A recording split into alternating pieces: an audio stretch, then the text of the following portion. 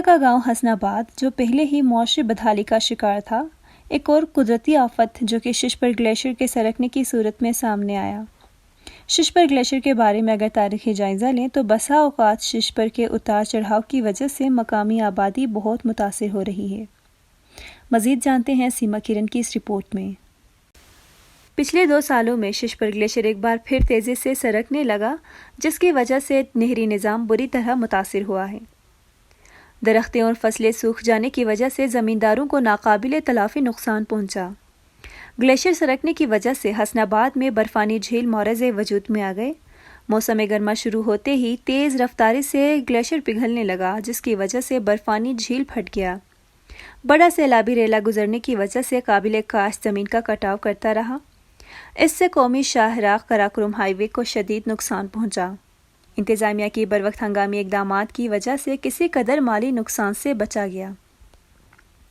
قدرتی آفات سے نمٹنے والا سرکاری ادارہ ڈسٹرکٹ ڈیزاسٹر مینجمنٹ اتھارٹی نے چند گھروں کو آفت زدہ قرار دے کر عارضی خیمہ بستی منتقل کیا ہے۔ بسم اللہ الرحمن الرحیم۔ ششپر گلیشیئر 2018 میں سرچ کرنا سٹارٹ کر کیا تھا۔ اس ٹائم پہ جب جنوری 2018 میں گلیشیئر سرچ کرنا سٹارٹ کر گیا، جیسے ہی دلی بلتستان ڈیزاسٹر مینجمنٹ اتھارٹی کے نوٹس میں آیا، ہم نے اس کی مانیٹرنگ سٹارٹ کر دی۔ اٹ واز نومبر 2018 جب گلیشیئر اس حد تک آگے آیا کہ اس نے آگے آ کے مچور کی سائڈ کو بلاک کر دیا اور وہاں سے پانی کا ڈسچارج بھی بند ہو گیا۔ اس کے بعد فوراً ہی دلی بلتستان ڈیزاسٹر مینجمنٹ اتھارٹی اور ڈسٹرکٹ ڈیزاسٹر مینجمنٹ اتھارٹی نے مل کر اس کی نیشنل لیول پہ مانیٹرنگ سٹارٹ کی، اور اس کے علاوہ اس کی اسسمنٹ سٹارٹ کی کہ اس گلیشیئر کے سرج ہونے سے کیا نقصانات ہو سکتے ہیں۔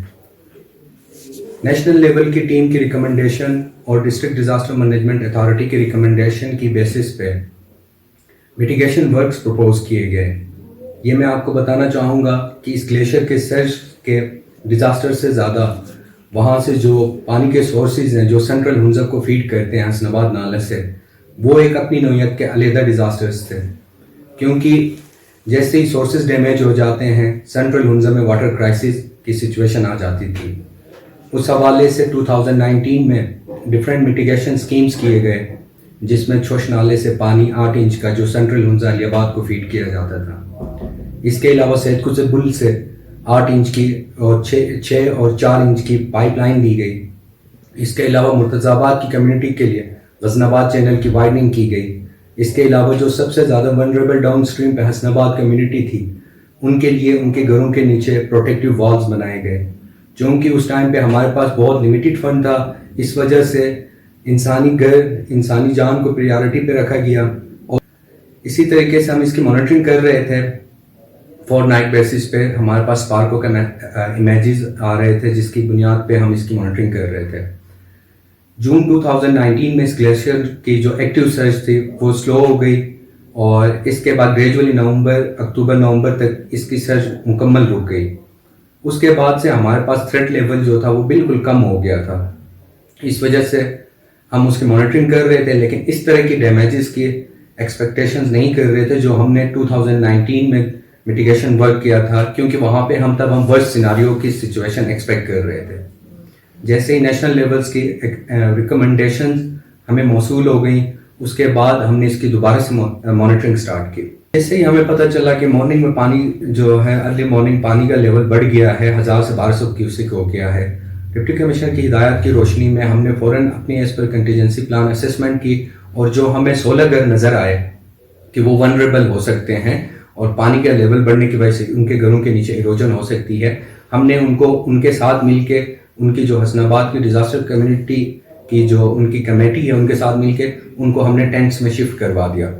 4 گھر اس میں زیادہ ونریبل ہے، جن کے گھروں کے نیچے اور گھر کے اندر بھی کریکس ڈیولپ ہو گئے ہیں، ان کو ہم نے ابھی ٹینٹس میں ہی رکھا ہوا ہے، اور جو ہمارے 12 جو ہیں ٹینٹ ولیج میں رہ رہے تھے ان کو گریجولی اپنے گھروں میں ابھی دوبارہ شفٹ کر دیں گے۔ جو 4 ہیں ان کے حوالے سے بھی ہم نے فورمز میں اور سینئرز کو آگے اتھارٹیز کو لکھ کے بھیج دیا ہوا ہے، ان کی رسک اسسمنٹ ہو رہی ہے۔ جیسے ان کی رسک اسسمنٹ کمپلیٹ ہوگی اور ان کی ریکمنڈیشن آ جائے گی، ہم ان کے لیے سولوشن نکال لیں گے۔ یومیہ اجرت پر کام کرنے والے محنت کش مزدوری سے محروم ہو گئے ہیں۔ دوسری جانب کھیتی باڑی کر کے اپنا گزر بسر کرنے والے کسان اپنے زمینوں سے محروم ہو گئے ہیں، جس سے ان کی آمدنی کے ذرائع جزوی یا مکمل طور پر ختم ہو گئے۔ یہ متاثرین صرف اسی امید پر جی رہے ہیں کہ شاید ہی کوئی معجزہ ہی ہو جس کی وجہ سے وہ اپنی مستقبل کو روشن دیکھ سکیں۔ ان خیموں میں رہنے والے مکینوں کا کہنا ہے کہ ہنزا میں موسم گرما اور موسم سرما بہت شدید ہوتی ہے۔ ان موسمی حالات میں ان خیموں میں رہنا مشکل ہے۔ جب ششپر گلیشیئر کے متاثرین سے حالات جاننے کے لیے ان کے پاس پہنچے تو متاثرین نے اپنی بے بسی کی داستان سنائی۔ سب سے پہلے کہ میں اپنا تعارف کراؤں کہ میرا نام محمد عباس ہے اور میں اس گاؤں کا رہنے والا ہوں،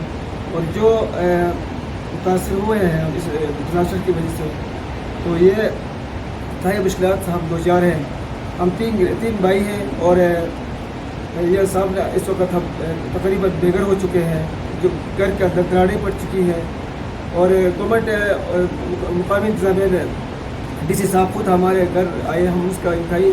شکر گزار ہیں۔ انہوں نے خود گھر آ کے گھر کے ہمارے جو حالات تھے، جو دراڑیں پڑ گئی تھی، وہ سب کو انہوں نے جائزہ لیا ہے، اور مقامی انتظامیہ نے بھرپور آج تک انہوں نے بہت ہمیں حوصلہ دیا ہے۔ اس کے علاوہ یہ ڈیزاسٹر تقریباً پچھلے سال بھی آئی تھی، لیکن اس وقت سے یہ علاقہ اور یہ ہمارا ایریا انتہائی ریڈ زون میں تھا، تو اس کے باوجود گورنمنٹ اس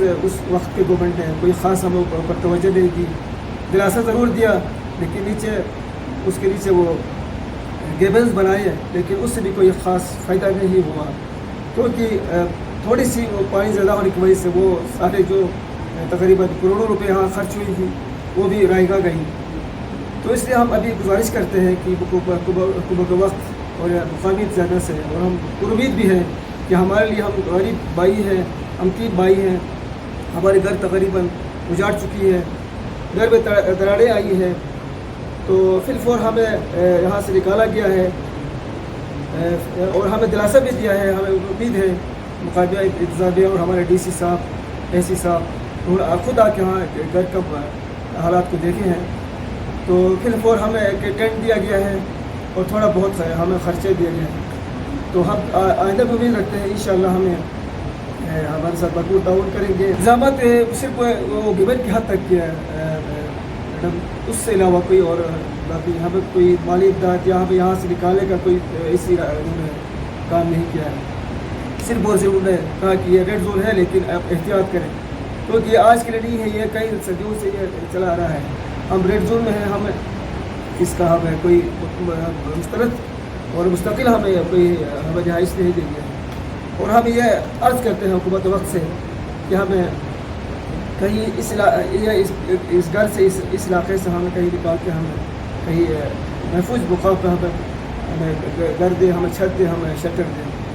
تو ہمارے میں سے ایک ٹینٹ ملا ہے، اچھا 5 کلو چاول بھی نہیں ہے،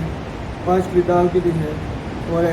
کوئی 1 کلو کا وہ پاؤڈر، چائے کا پاؤڈر ملا ہے، اس کے علاوہ کوئی خاص ہمیں چیز نہیں ہے۔ انہوں نے بھی اس وقت بھی کافی انتظامیہ الرٹ ہوئی، یہاں آئے، بہت سے اقدامات ہوئی، دربار لگی، بہت سے ہم لوگوں نے ہمیں دلاسا دیا، ہمیں امید دلائی کہ آپ کو ایسے کریں گے ویسے کریں گے، لیکن خاص اس میں رسپانس ہمیں نہیں ملا، کیونکہ صرف اور صرف نیچے گیبل لگایا، گیبل سے ہمیں تو آپ کے سامنے ہے جو ان کی حالات ہوئی ہے، اور اس نالے کا بھی صورتحال یہ ہے کہ یہ چھوٹے سے گیبل کو برداشت نہیں کرتا ہے۔ بالکل ہمارے صورتحال تو یہی ہے کہ اس سے کوئی ہمارے لیے جانی مالی تحفظ کا کوئی ہمیں اصول نظر نہیں آیا، کیونکہ جو پہلے انہوں نے بیان کی صرف گیبل کے حد تک، تو وہ گیبل لگے لیکن اس سے ہمارے لیے کوئی فائدہ نہیں ہوا۔ ہم تو غریب لوگ ہیں، ہمارے گھر سے بھی ہمیں یہاں سے گیبل کرایا، لیکن ہمیں کوئی شیلٹر وغیرہ کا انہوں نے اس وقت بھی ہم ایسا کوئی دے دیا، اور آج بھی ہم ایسی صورتحال میں گزر رہے ہیں، اور ہمیں یہ چاہتے ہیں کہ ابھی تک تو حکومت وقت اور مقامی انتظامیہ، خصوصاً ڈی سی صاحب، اے سی صاحب اور مقامی انتظامیہ نے انہوں نے ہمیں دلاسا دیا ہے، ہمیں امید دلائی کہ آپ کو جس حد تک ممکن ہو سکے آپ کو یہ یہاں سے نکال کے کہیں آپ کو شٹر دی جائے گی، آپ کے لیے مقبول بندوبست کی جائے گی، تو ہمیں دلاسے پہ ہم ہیں، ہم امید رکھتے ہیں انشاءاللہ کہ ہم اس حالات کے مطابق، کیونکہ ہمارا کوئی اور وسیلہ ذریعہ نہیں ہے. کسی میں تھوڑا سا زمین تھا، یہ بھی ابھی سیلاب کی نظر ہو رہی ہے اور ڈیزاسٹر کی نظر ہو رہی ہے. تو ہمیں امید ہے کہ ہمیں مقامی انتظامیہ اور حکومت وقت میں کہیں اٹھا کے دوسری جگہ شفٹ کر کے ہمارے لیے مکان کا کوئی بندوبست کریں،